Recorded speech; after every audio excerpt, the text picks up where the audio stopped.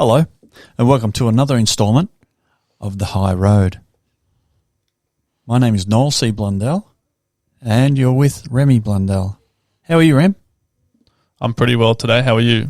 I'm very well, mate. And how has your day been going? Pretty good, actually. We had storm rollover last night, so there's been a lot of debris on the ground and branches. There has been too. Finally, some cooler weather as well. Yes, but today was good. And we've had phone access out too. Our phones weren't working for quite some time. We're all cut off. We're all working blind. Well, that's right. Weren't we? That was something new. Yes, and we had large districts with no electricity too. I think some parts or some towns are still without electricity now. I think you might be right, actually, and it might be just a bit of a practice run for what's coming up. Anyway, today's show is going to be about masculinity. It's a very, very broad topic, and there's been lots and lots of research into the topic. Today, Remy and I are having a bit of a look at just skirting around the edges, actually, and just looking for common ground and some themes to speak about. There's been an increased effort into defining masculinity, and it seems to be a fluid topic, which is moving and appears to be subject to social narratives at the moment. So it's a little bit hard to define. So we're going to have a chat about that today. What are you thinking, mate? It's one of my favourite topics to talk about. I've just had a bit of a love for the topic of masculinity over the last few years because it's resonates with me, but also I think it's one of the answers to solve almost every problem is masculine excellence. So, yeah, well, we certainly could do with having some deep discussions in relation to what it actually is. Yeah, well, that's right. Because it seems to have gotten really, really wobbly over the past, say, 50 years or so. It was very definitely defined throughout the two world wars in the last century. That was the First World War in 1914 and the Second World War, which began in 1939 and finished in 1945. And through that period, society had very distinct definitions of what was masculine and what defined a man. And of course, that was protecting marriage, bringing up children, working, and going off and family provider. Putting your life on the line to protect your country. Yeah. So that was very, very prevalent, and those values, extended well into the second half of the 20th century too, through the 50s, 60s, and 70s, till we had the sexual revolution it didn't take hold until late 69, 1970. Where definitions of roles in society, both masculine and feminine, started to move a little bit with the introduction of oral contraception. Yep. Which they're saying now, some 60 years later, that the changes the oral contraception made to us as a culture, as a society, and as a culture, is still being discovered. Yeah, we still have no idea the impact of oral contraception, the pill, today. They're still doing, they're still finding just outrageous and very interesting discoveries of what actually happens to people when they take it biologically. Yes, so correct. We don't know the full impacts of it yet. Women when they take it? Yeah. Correct. Dr. Sarah Hill, or Professor Sarah Hill, has done quite an extensive amount of research into that area. And her research is indicating that when oral contraception is basically a form of hormone, and it tricks the female body into believing that they are already pregnant, which turns off a lot of other chemical mechanisms in the woman's brain around sexual attraction and around arousal and around reproductive mechanisms. And it can affect the relationship between the woman and her partner whilst she's taking the pill. So all this really interesting stuff starting to come up around the ramifications of oral contraception, and Dr. Sarah Hill is alluding to the fact that maybe we should start studying it a bit more holistically to actually have a look at what is actually going on. But nonetheless, it has changed our culture significantly since its introduction. For the first time in living history, that females have been able to take control of their ability to conceive, and therefore discovered a newfound freedom to move forward. And well, that's right. And I think it's had a huge impact on what governs appropriate feminine and masculine behaviours, because the parameters have been shifted so much since the release of the pill. So. Oh, yeah, I agree. And I think that's been a slow evolution as a consequence to the oral contraception.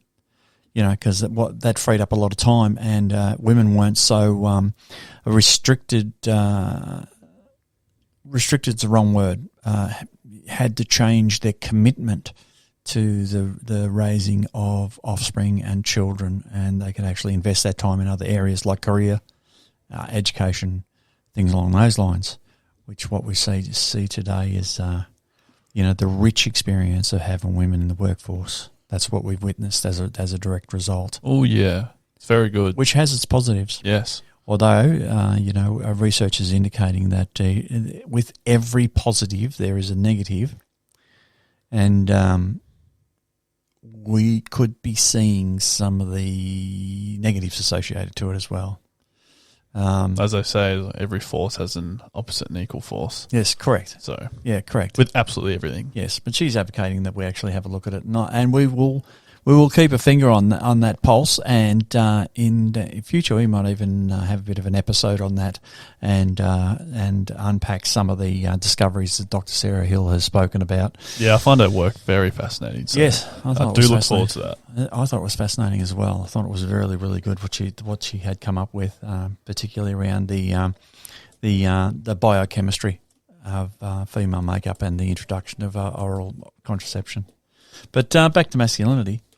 We had a bit of a look and was having a look around and discovered that masculinity is an evolutionary process that some say begins at birth, which they're pretty right, because they've done studies that when children are born, well, they got a baby and they dressed the baby in blue, and they had all these people come in and saw us and filmed how they interacted with the baby dressed in blue. So then they took the same baby out into another room, dressed it in pink, brought it back in the room, and brought another group of people in and watched how that group of people interacted with the child. And they said that the group of people that they observed when they saw the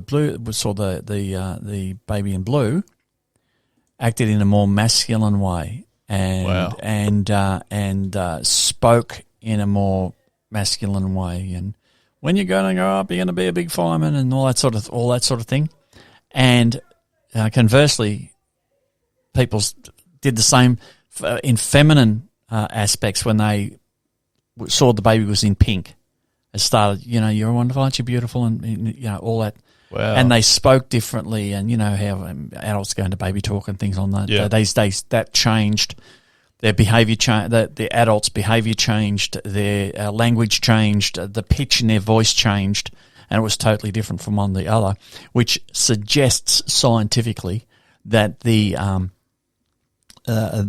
construct of masculinity and femininity begin at birth, when the infant is born, then introduced to people in their environment. How's that, eh? That's fascinating. That's yeah, I completely forgot about that. I remember seeing that somewhere, but it makes a lot of sense. Yes, we treat boys and girls differently. Correct. Since they're born. Yes, correct. And I guess that's what leads to men becoming more masculine and women becoming feminine. Yes, correct. It is environmental. Although masculine attributes are instilled in the infant in vitro, whilst they're in the womb, and that is depending on what chromosome that they are dealt out in the evolutionary process of developing in the womb, of course, and they have discovered that if you're going to be born a boy, you're given all boy hormones and things along those lines in vitro. So you're sort of set up to what you're going to be before you're even born, but then it's reinforced through your environment, which is pretty amazing. Well, I think what's actually happened to masculinity? Do you feel like it's not kind of being, it kind of is being taken away, but discouraged in today's society? Oh, yeah. Well, there's a few discussions there about the. Because I don't feel like it's as prevalent as it used to be. That's for sure. Yeah, I think discourage is probably a good word. It probably is a good word, but we'll get around to that. We'll get around to that. Just before we move on to that, I just wanted to say a couple more things in relation to actually developing masculine values and attitudes. Yep. And after those experiments where we're infants and we're in our blue jumpsuits and our pink jumpsuits and things along those lines, and our environment starts to interact with us in a either masculine or feminine way, we then get to develop our values. But other researchers indicated that the transmission of those values are largely non-verbal and are often via observation, where the child may not be able to speak, but they can certainly observe what's going on and the difference between mum and dad. And they were saying that the boy babies tend to levitate more to dad and mimic their behaviours, and mums not so much, but this is what happens with boys. And, masculine traits and values and attitudes are unconsciously transmitted from male to male. So even though you're a guy getting around and doing things, as we've spoken about before, there's usually a young male watching what you're doing and learning from your behaviour. Right? So be careful with your behaviour and how you act. So I thought that was rather fascinating. That is fascinating. And who influences those values and attitudes in young boys and girls are mothers and fathers and significant others, including step parents and just close family friends. And of course, those close family friends are broken up into feminine and masculine groups as well. And of course, the boys will tend to levitate towards the men, and the women will tend to. And the females, or the baby girls, will tend to levitate towards the females. So that's how it naturally has worked out. And they say that masculine attributes are deeply rooted in the subconscious, which would be right. Yep. Right? So some of the behaviours are a little bit, bit hard to. They're trying to eradicate that though, because I think that's what's kind of going on there. We're viewing that as a negative thing. Yeah, it has been in the in some of the data and some of the languages around masculinity has been a bit of a negative narrative. It's continuous negative connotations. And in the data that we've been looking at, we've there is an indication that there's a heavy emphasis and focus on extreme acting out behaviours of men. Oh yeah, definitely. So and that seems to predominantly drive the narratives and the discussion. Now, when we're looking at a distribution of the general population, right? Of course, extreme behaviours are either at one extreme of the distribution of the graph, the bell graph, or the other. And of course, in those finer ends, tails of the distribution, that's where you find extreme behaviours and psychosis and things along those lines. And what I've noticed is they overlook all the data in the middle of in the middle of the bell curve. The normal mums and dads and you and me and people like that who don't engage in these toxic masculine behaviours, who certainly don't advocate violence, who certainly don't utilise violence to negotiate or some sort of outcome, certainly don't participate in acts of violence like murder or rape. Like that's just unheard of. And as a society, we have very strict mechanisms in place and institutions to incarcerate people who do act out against society, particularly women and children, and with violence, resulting in rape, assault, sexual assault, and murder, those people are dealt with very harshly, and rightly so, right? And when you say overlooked, do you mean from a research perspective, yes. or just like an entire language? Like they throw it in the media all the time, like they just kind of generalize it all. Like, I don't like how they've subject rape, domestic violence, and sexual assault to a toxic masculine trait. I don't think that's fair at all. Like they've termed these clearly mentally ill behaviours as an aspect of our biological nature. Yes, and I don't like it. Fair enough. That's a good call, and I think you're not alone there. I think the larger male population, aren't very happy about that narrative either, and I think this is contributing to the erosion of masculine purpose in today's society, and I think it's affecting the younger generation more than it is affecting the older generation. We might speak to that to a minute. I'm thinking that the younger generation, this is confusing them as to what is their purpose in community, what is their role in society. And they're coming up through primary schools, secondary schools, and into undergraduate courses. And the ones that make it there, because a lot of young men haven't got the confidence or to go and into undergraduate courses and achieve in the higher education environments, they're just not doing it. They're just going in there and going, bugger that, I'm not doing it. And I'm going home and gaming. There's a better alternative at home on my computer, locked in behind closed doors. So I think this is contributing to that aspect of masculinity today. And of course, as you know, all the academic journals and papers that are produced are concentrating on those ends of the distribution that we were speaking about. When you're looking at the bell graph, they're looking at the extreme behaviours. They're writing all the journals and scientific data of today on those extremes only, then applying them across the general population, which I don't think is an accurate estimation. So what they call that in research is called generalisability. Does the findings of the journal and the scientific data collection and process actually generalise across the general population? And I'm thinking, just scratching the surface, looking at some of the data, that it's not generalising very well. It may generalise very well across, populations of prisons. Yeah, I was just thinking that. It could go well in prisons, yeah. It probably would generalise very, very well, but not across the general population. And I think the general population the general population of males out there in the community has been largely overlooked. And I think this is where the discrepancy is starting to pop up.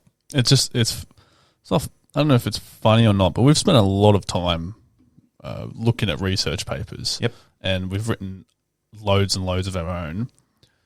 And it's just interesting that when you look at a research paper that's on such a controversial topic, people kind of stand back whenever you mention it.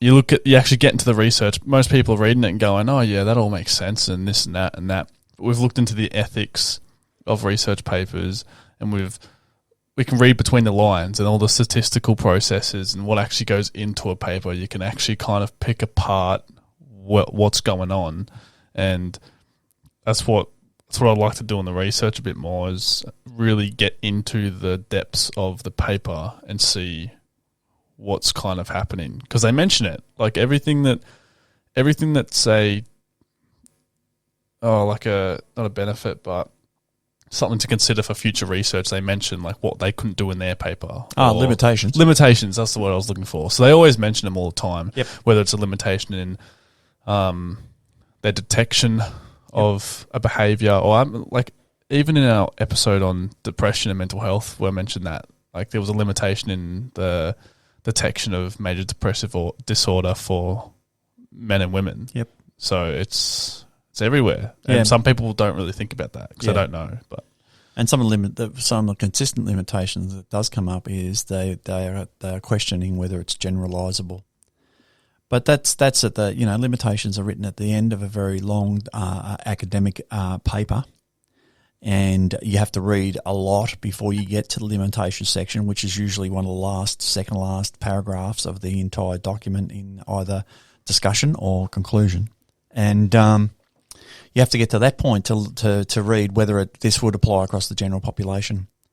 In getting to that paragraph, you got to go through a lot of information. The information on the way to that paragraph is usually very negative towards the general masculine members of the population. Yeah, well, I was just reading a little blog post that someone's put here, and they said deconstructionists are aimed at tearing down gender roles, and they outline that it's often at the expense of traditional masculinity. There you go. That's exactly what we were just talking about. Yeah, and I think that's where I think this is where some of the problems lie.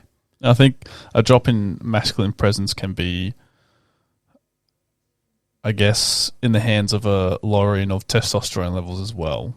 Oh, that's right. You want to speak about that for a moment? We've had, testosterone levels are at an all-time low. I'm not the only one saying that. That's Dr. correct. Sarah Hill said the same thing. Yes, they are. And I was having a conversation with a friend just yesterday, and I was talking to him about it, what do you think about testosterone levels? Because me and my friends always talk about testosterone and how we can increase it, or looking at ways that what it does on the body and the benefits of it, or whatever.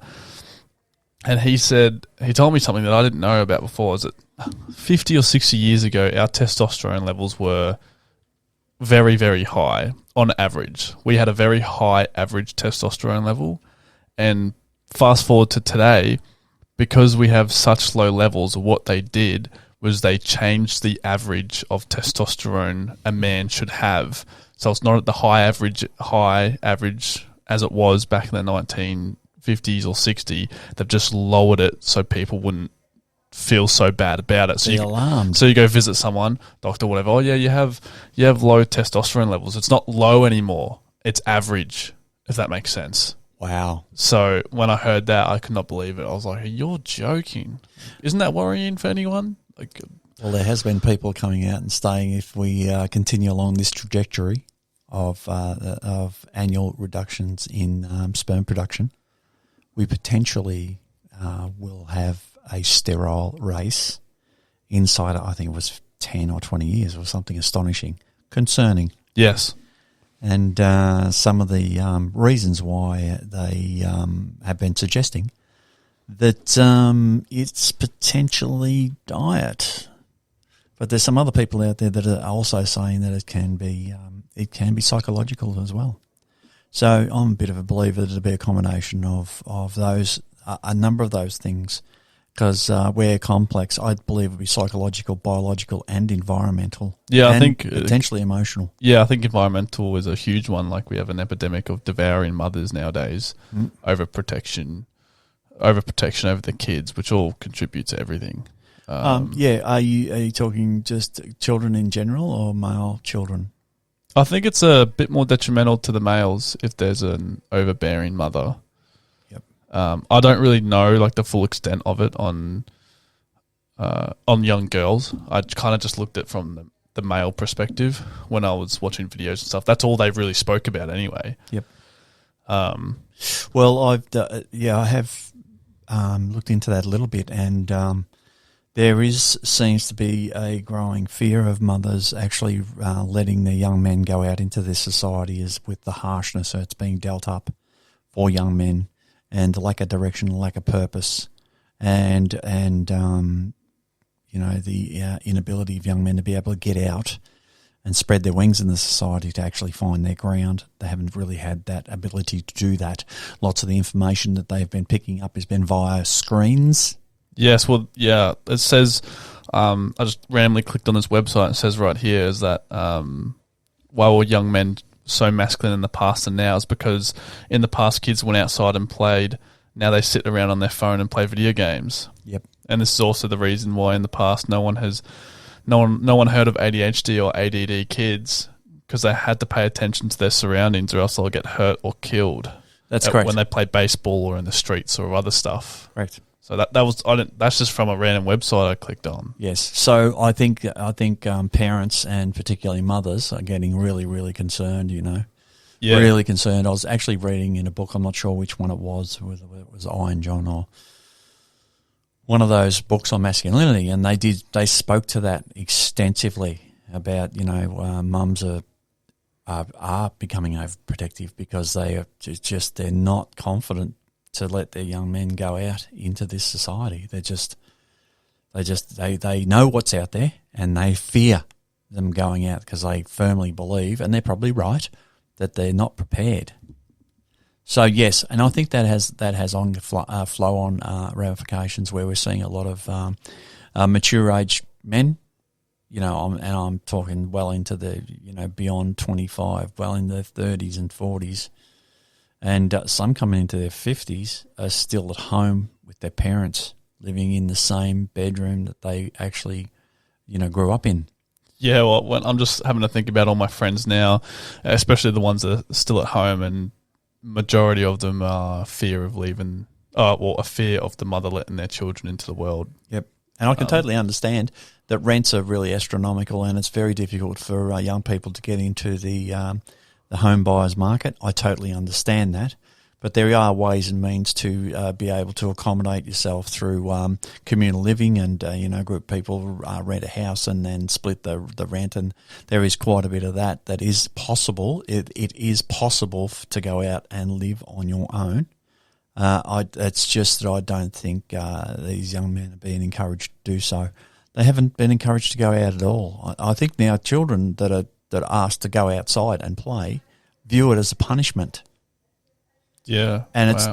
And also I think it's become so ingrained in children's lives that you stay inside and you entertain yourself via a screen, that it doesn't even come into their perception that there are other things out there. Yes, there is other things out there, but predominantly I spend time in front of a screen. Yeah, I knew family members like cousins and whatnot that had screens by the age that were 2. And I didn't get my first phone to maybe 13, and the thing wouldn't even work that well. It was like not touchscreen. Yep. I could barely text. Yep. Couldn't hold anything. It'd turn off randomly.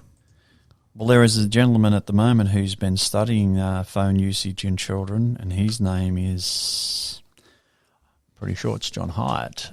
John High, is it? Here it is. His name is John Haid, Haidt, and he's been doing quite a number of talks on the use of mobile phones and unfettered internet access by children. He is also having doing discussions in relation to dopamine spikes through the use of screens and social media, and the detriment to children. And that phone you just described didn't have a touch screen, hardly ever worked, but you could ring up, you could make a phone call on it. Yeah, I could call you or mum or grandma. And you could send texts on it. Yep. He strongly recommends that that's the type of phone that you buy for your child if your child has to have a phone. And, it's debatable whether a child needs a phone, particularly if they're supervised all the time. I think a lot of children that do have a phone, and they are getting phones very, very young today. Yeah, they're more or less just an electronic toy, but it has long-term ramifications with spikes in dopamine and dopamine addiction. That little reward chemical that our brain gets flooded with every time we get a like, things along those lines. It's like a drug. Well, that's correct. And with every drug, there is you get immune to it, all right? And you want more. So how do you do that? Anyway, that's a discussion. That's a fellow who's done a bit of work, and he's quite fascinating. But I think it's directly in relation to the lack of masculinity or lowering of testosterone levels. Is that kids don't play, and because the world is portrayed on media as a very dark place, it's got everyone very concerned. And I understand, like, that's what the most worrying thing about the whole overprotection of parents and mainly mothers is they don't know they're doing it. It's like they love their children so much that's actually to the deficit of them. Yes. And they don't know they're doing it. Yes. And you can't tell them because, like, they love their children. Yes. And so it's like mothers are not, they're like not even at fault because they just, well, obviously they have to take responsibility for it, but it's like, how are you going to tell your mother to let the child go that they love so much, if that makes sense? Yeah. It's like, it's a very weird thing to kind of get into, or even convince parents, because parents usually get a bit defensive about raising children and their practices and whatnot. So very, yes, absolutely, very, because children are an extension of you. Yeah, and not everyone thinks like you, and when you become a parent, it is actually your turn to raise someone in the way in which you see fit and who you think you'd like that person to be. Yeah, I'm not a parent, so I don't really know to the full extent the relationship that you have with your children. So there is some things I'm lacking on my end in terms of knowledge and whatnot, but just from what I've looked at, it's definitely something that's had an impact on men's behaviour. Yes, it does, and parenting is a big thing, and we will be going into that in future episodes, most definitely, because I believe we live in a very confusing environment, a very confusing society today, and I believe parents are confused as well because of all the mixed messages out there. And again, what's working for one doesn't work for another. And I think that interventions, because we tend to overdiagnose in our society considerably, and I think some of those interventions through child minding services and family planning clinics and things along those lines, some of their initiatives and some of their suggestions may not fit your family. And I think we're starting to get stuck between what we want to do and what others in our society would like us to do. Yeah. And so I think there's a bit of a juggling act there, which is creating a bit of confusion in the middle. But I want to talk about that in another episode. As we said before, scholars have been grappling over defining masculinity for quite some time. And definitions are still being defined today because we haven't got a clear definition. Which is very interesting, because if you look up masculinity, and I'm sure if anyone just looks up masculinity can't be mentioned in a positive light without highlighting the negatives of it first. Yes, well, that's how it's being portrayed. That's how it's portrayed always. And, of course, you and I have had many discussions in relation to that and in relation to the negative connotations associated with masculinity. And we need to speak to the positive, and that's the underpinning philosophy of why we have this podcast and of why we launched Amen. Yeah, it'll be a key focused area for us for sure, is the appropriate masculinity. It's one of my favourite areas. Yes, yeah, absolutely. And like everything, in every form of appropriate behaviour, there is also appropriate masculinity as well. And I would like to state that 98% of men portray appropriate masculinity traits. Right. Anyways, there was some research come up in the biblical aspects of manhood, Christianity and theological aspects of manhood. There's been considerable amount written on manhood and the Bible and theology and masculine roles and things along those lines. Of course, when you get married, you are married in the eyes of God. So, of course, they're going to have a lot to talk about around manhood and your role. Of course they do. But some interesting things come up. There was a gentleman that I was looking at his paper on how to raise his son and to educate his son on manhood from a biblical perspective. And he come down to 4 pointers that he wanted to get across his son. He was saying a biblical man is a leader, a lover, a provider, and a protector as fundamental core values. I think that covers it pretty well. Yeah. I didn't go deep into the document that he'd written, but I think that'd be very interesting. I think going back over the traditional values of masculinity and back into the theological perspectives of masculinity, still today will hold a lot of valuable points, valuable suggestions, valuable foundations for appropriate masculinity in the 21st century. What do you reckon? Well, it comes down to, like, maybe the crisis of masculinity is linked to a crisis of faith in whatever, like within God or within anything, religion.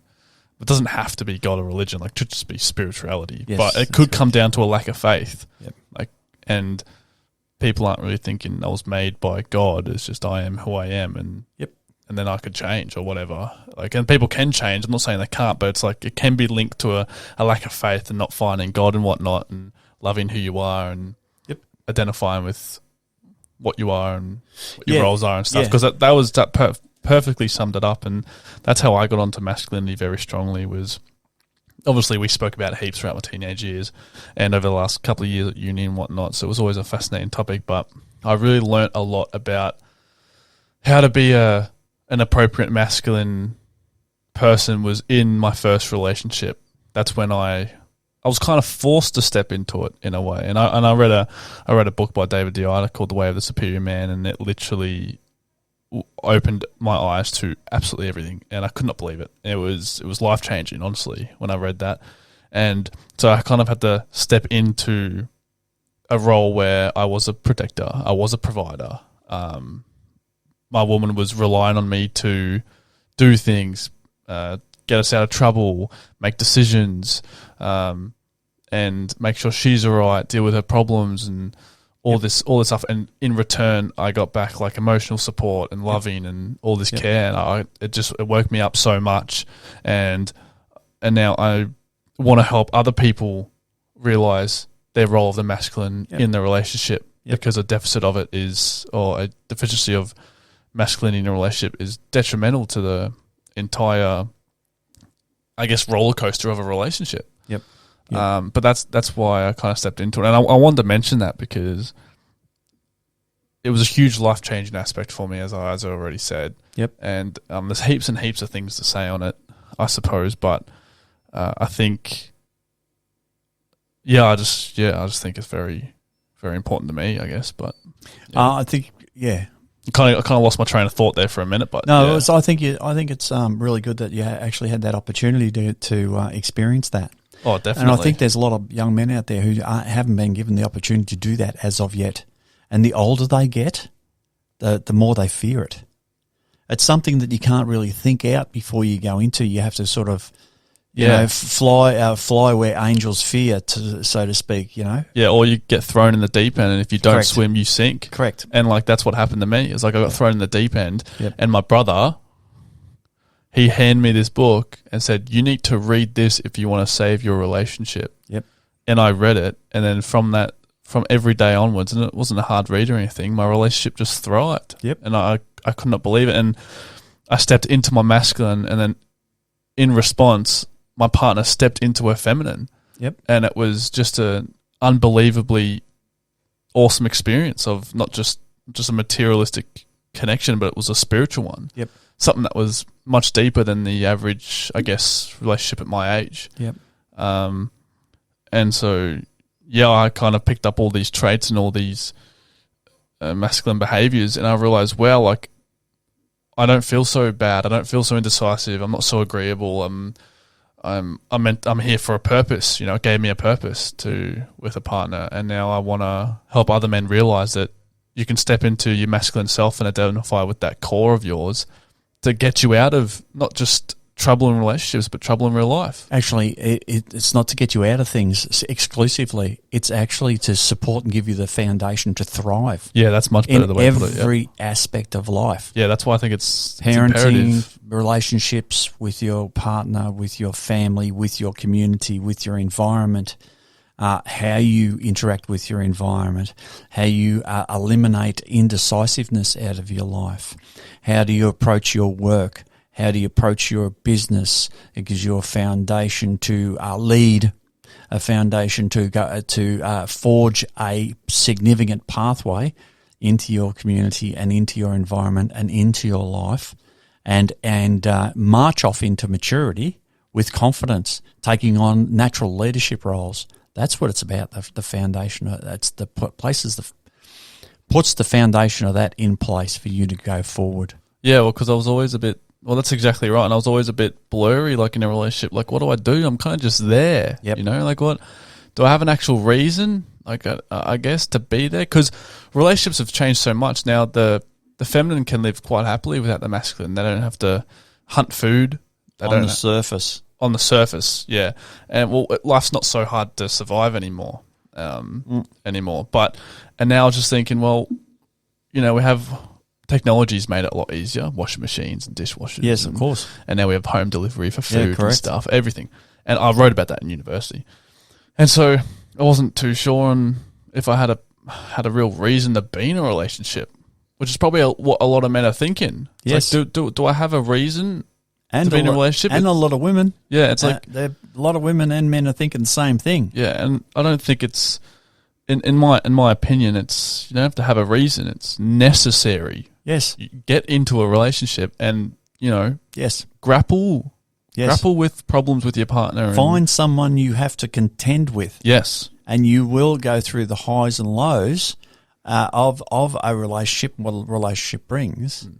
But you're going to the depths of love and the depths of human experience and the depths of learning and understanding your partner. And in turn, you'll learn and understand yourself and start to grow as a holistic being.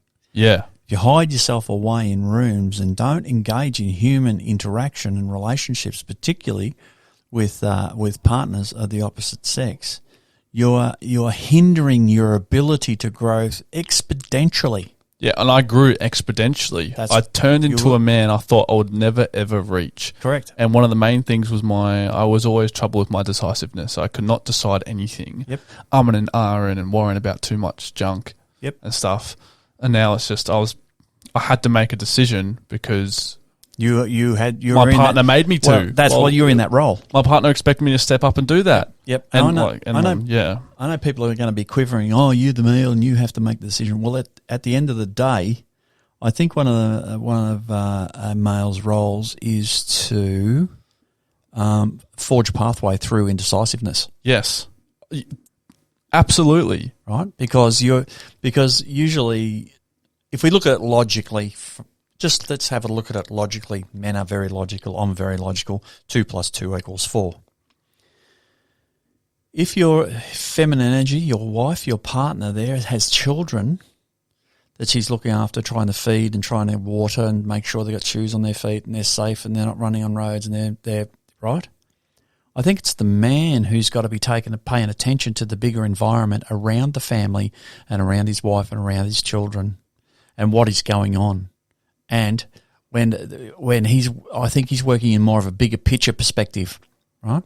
Where his partner, wife, female is looking at the immediate crises, you know, food for the children, food for her, food for them, you know, shelter, warmth, wealth, health more than wealth. Sorry, that's more of an external thing, the wealth. But and I think the masculine, he's paying attention to the broader macro environment, so that you know when indecisiveness comes into the picture, I think that men are better suited on the spur to go. We're going to do this, right? Yep. And then everyone makes it through the fog and out the other side to achieving the goal, whatever that may be. Of course, there's negotiation with your partner. Of course, you have to take your partner and his needs into concerns.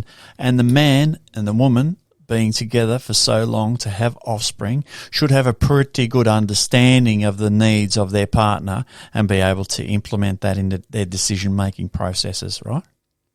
Realistically. And again, I think that is an essential part of a man's role is to clear up that indecisiveness, particularly when the chips come down. Yeah, when it gets really rough and the barbarians are at the gate, you hide under the house and I'm going down there with my spear to the gate with all the other men and we're going to keep these barbarians outside of the citadel, right? That's what's been going on for centuries and centuries. And I think what's going on now is that not relevant anymore. That role is being questioned. Because I heard this great thing and it was what a role of the masculine is in a relationship or in family. And I can't remember who said it, but it was picture a garden where there's flowers and stuff and your partner's there with your offspring, with your children. And what the masculine's role was the fortification of the walls around that garden to enable play to happen. Yep. To enable positive emotion and play and protection to all make way. And that was the masculine's role, to fortify the walls, to make sure they were safe and the child would be raised right and all that. And I was like, that makes a lot of sense. Yes, it does. Because it's all not theoretical, but it's all non-tangible, all the behaviours until you do it. Yep. And it's like the fortification of walls. You're not actually fortifying walls in a relationship, if that makes sense. Yep. But you are on a non-tangible level. And you're fortifying the relationship. Yes. Metaphorically. Yeah, and that's why I think some men don't really know how to do it. Well, and I think a lot of women have stepped up to do that. Yes. And which is leaning more into their masculine side, their anima and animus. Carl Jung wrote about it extensively. Yeah. We all have feminine attributes. We all have masculine attributes. You know, it's just you have a propensity for more than the other naturally.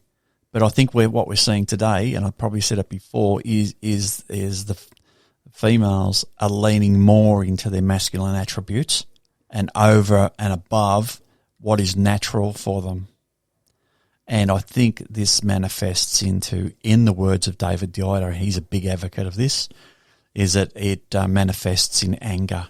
Yeah, it does. And just adding to that, Dr. Sarah Hill said that females are being taught how to be males. That's correct. And then she said there's no room for the males anymore. Correct. And males are being taught to be females. Yep.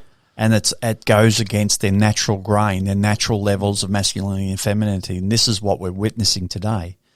Now, when men are taught to be more feminized, they're sitting in that indecisive space. Yep. So therefore, they can't decide on anything, and they can't forge their way through indecisiveness to find purpose. Yeah, and that's, so if you don't find purpose, life is just you're indecisive, can't find purpose. You don't stick to your word. Well, there's no foundation for anything, so you hide. That's hence we see young men in their mature-aged parents' homes, living in the bedroom they grew up in, hiding from society, hiding from their life. Yeah. And I think this is the tragedy of masculinity in the 21st century. That is one of the tragedies of masculinity. Yeah, and also another thing that I learned in the relationship was like I had to pick up a whole lot more responsibility than what I once had. And that was probably what led me to get into being an appropriate masculine, was the responsibility I had to uptake and take on like a big rock, or else my relationship was going to fall over. Yep. And I couldn't let that happen. Yep. And men are being told nowadays is to be passive and stay and live in limbo. Yes. And I think that's so dangerous, and it just isn't good. For example, I saw a social experiment where they were testing social awareness, and they did it on a few men and a few women. And it was a guy. They had a young boy walk down the street, and then a guy, it was all an experiment, come up and took the young boy away like a fake kidnapping. And not one, I guess, male stepped in and tried to stop it or question it, a couple of confused looks or whatever.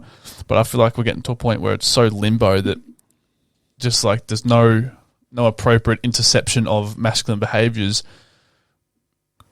could save lives, if that makes sense. Yes. And I feel like that's the extreme of where masculinity could go and has gone, is like the appropriateness of it has saved lives, but the detriment of it has taken lives. Yeah.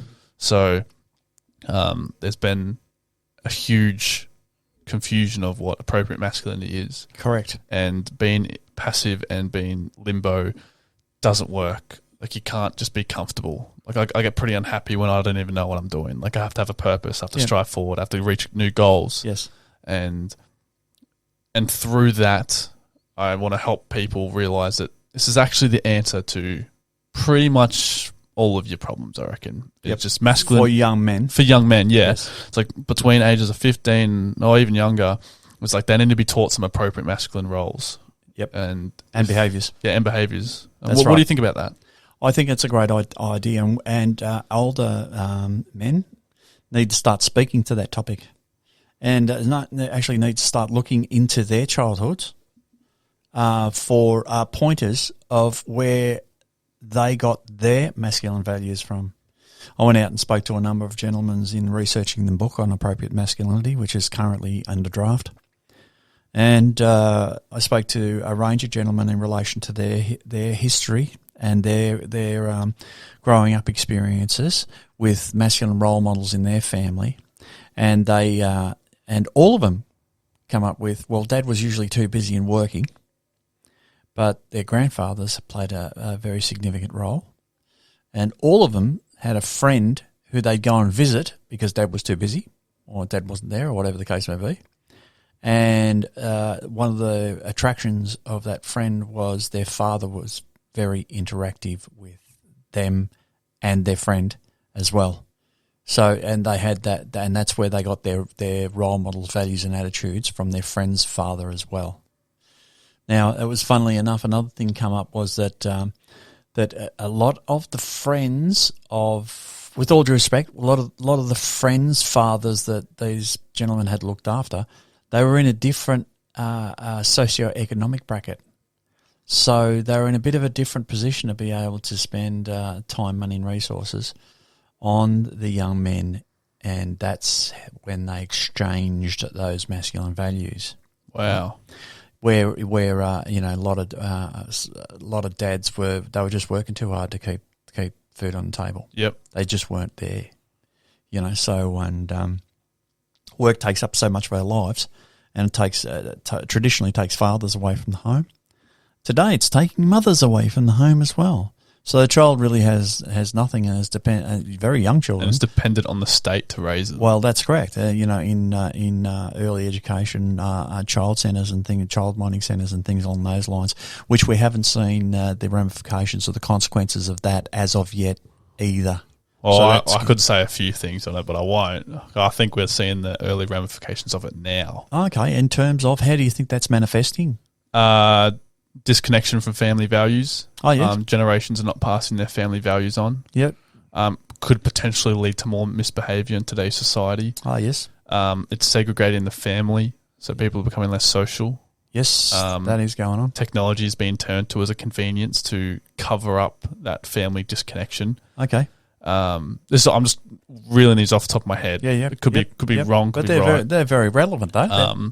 But yeah, that's what happens is like they get the fathers to work and they get the mothers to work, and now the children the parents are turning to an alternative to raise the children. Yep. And it's not based on family values, and that's just how society's gone today. Yes. And it's very hard for one person to work and keep a house going because it's very expensive nowadays. Yes, correct. It's very, very, very challenging. So I feel for those that have to do that because some of them don't want to. They really wish if they could have one of them stay at home and pay for everything, but life's not like that anymore. Yep. And you're right. All those family values and family histories aren't being passed on because there isn't the time there available spent between the parents and the child to be able to pass on those tiny little pieces of family history, and those family legends, let's call them, those stories from within the family, are passed on during the general activity of a day's activities. It's also kept our entire species alive until today. Well, correct. There's stories being transferred between families and communities, and verbal storytelling is now being discovered that verbal storytelling has been the way we've been archiving, exchanging information for hundreds of thousands of years. Yeah. The documentation pen and paper type model has now only been around for, I think it was 150 years. Printing press has only been around 1700. That was a printing press, and that preceded writing. Right, people had to get their hands on a book, learn how to read it. Once you learn how to read it, then you could learn how to write it.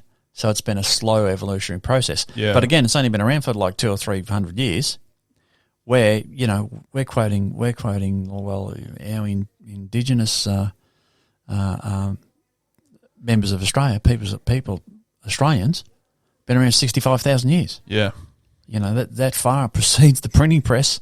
So, yes, and of course, all those family legends and the family history is passed down through parents and significant others, aunts, uncles, and neighbours and cousins and people who are around verbally, but that people aren't having that opportunity. Yeah, and there's heaps of things about masculinity that I guess contribute to the eradication. I don't know if that's the right word, but you get my point. Fatherless homes, media erosion. Erosion, yeah, that's a better word. Yep. Confusion of young men. Yep. Upbringing. Yep. Affluence. Yes. Society in terms of technology, ease of livinghood, just ease of living in general. Mm-hmm. It's like there's multiple things that contribute to the erosion of masculinity. Yes. And I love talking about it. Are they distractions or are they consequences? Not if you get what I mean. Like if something's too hard to do, you'll find a distraction immediately. Yep. So if masculinity is too hard to do, you'd find distractions to keep your mind occupied and away from looking at that issue, wouldn't you? Yeah, video games. So there you go. They are distractions. So what you're naming just then, I was just some of them. Yes. Yeah, distractions. Yep. Yeah, because Or is it it is distractions, but also I don't know how. But yeah, what do you think about that? I think there are too many distractions, and I think far too many distractions. Yeah, and I think life is so busy now that we're just so consumed with getting all these things done and looking right and being right and making sure that we're not being bombarded with negative comments from everybody from everywhere, and we're trying to be everything for everyone, where all we really have to do is be ourselves and find out what our own path is. Yes. Really. Yeah. I think there's some of the problems. But anyway, I think some of the attributes of of manhood that we need to speak about, and I think some of those positive attributes is, I think a man, they need to, particularly when they start to mature, they need to be a bit of a philosopher, I think, to be able to philosophize on what's going on. Again, that's so they can interact with their environment for the betterment of their family and community and society. And another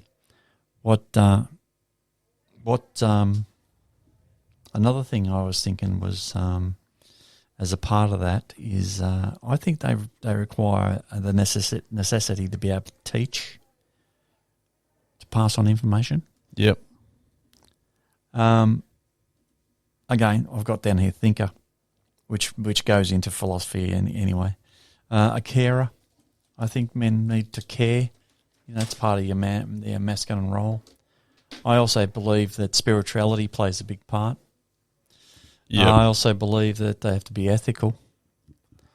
And another part of manhood is generosity, because it's about bringing up your offspring, rearing your children to be responsible community members that you can release into the community and have every confidence they will lead. They will bring good to the community. That's interesting. You say society and spirituality and stuff, because I was just thinking just then that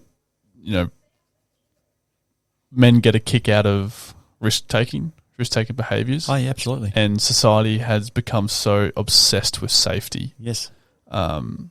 It's beyond a ridiculous point. And also society's taken a much more nurturing turn as well. And not just society, institutions entirely have all turned to a more of a nurturing state. So it's like, where can men exercise their masculinity?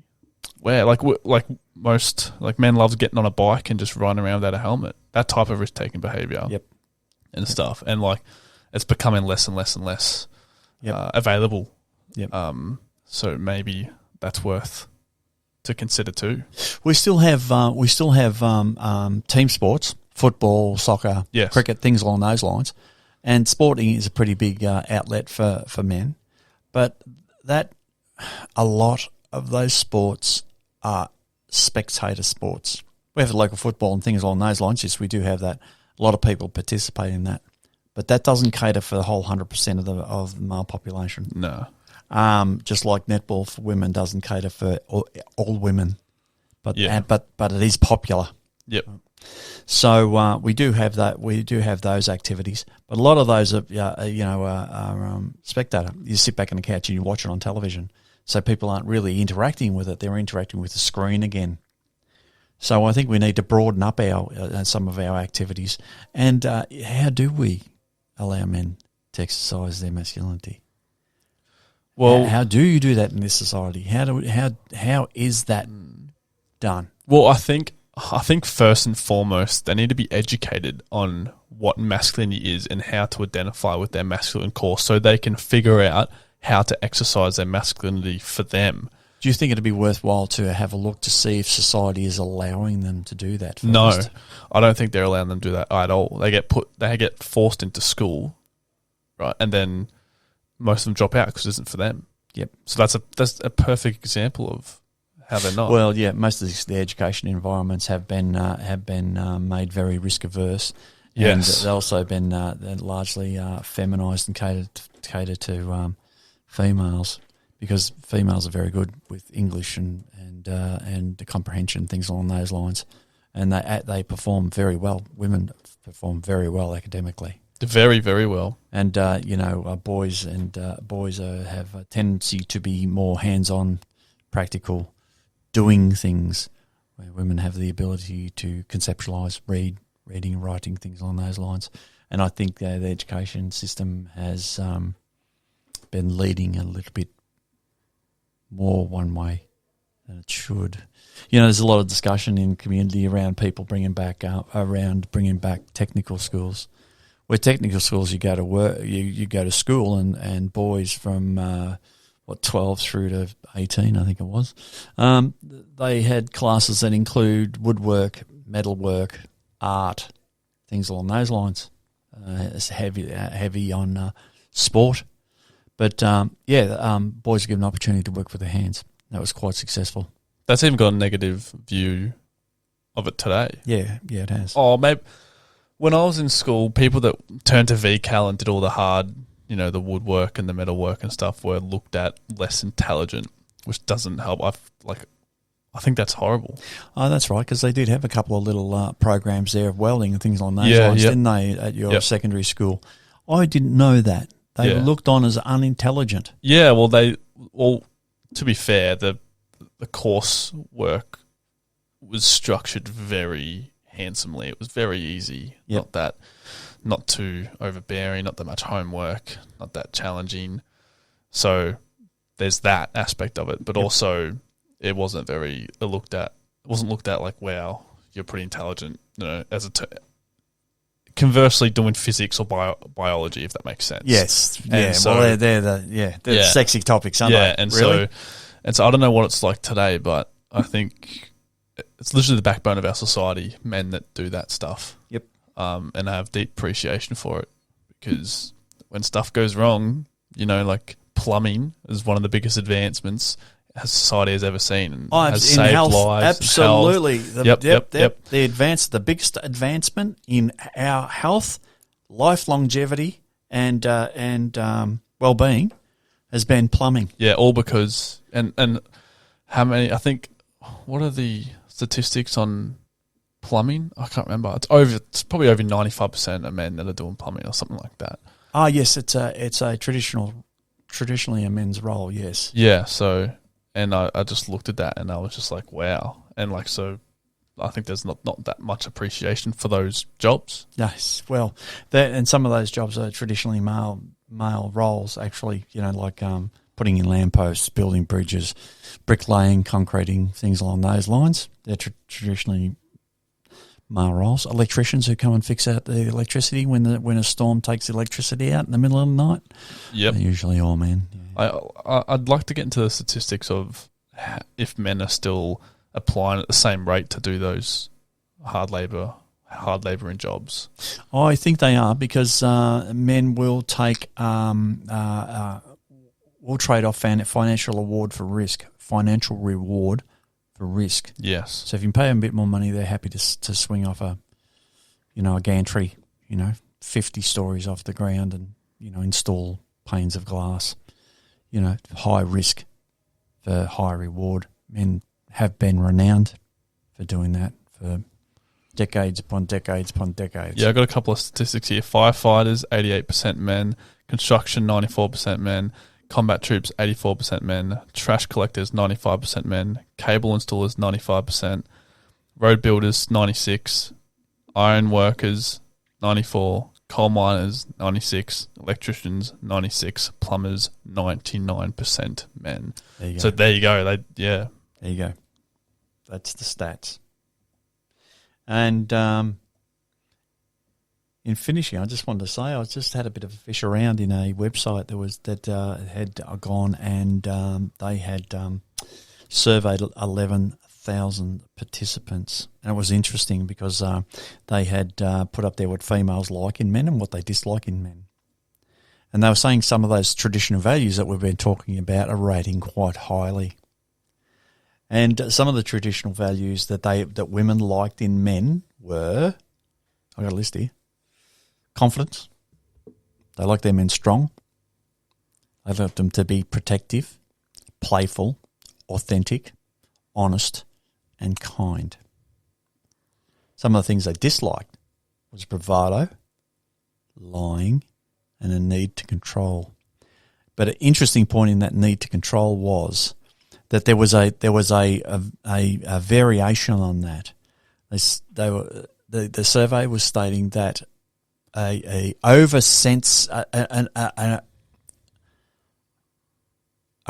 great need to control was a put off. Yeah.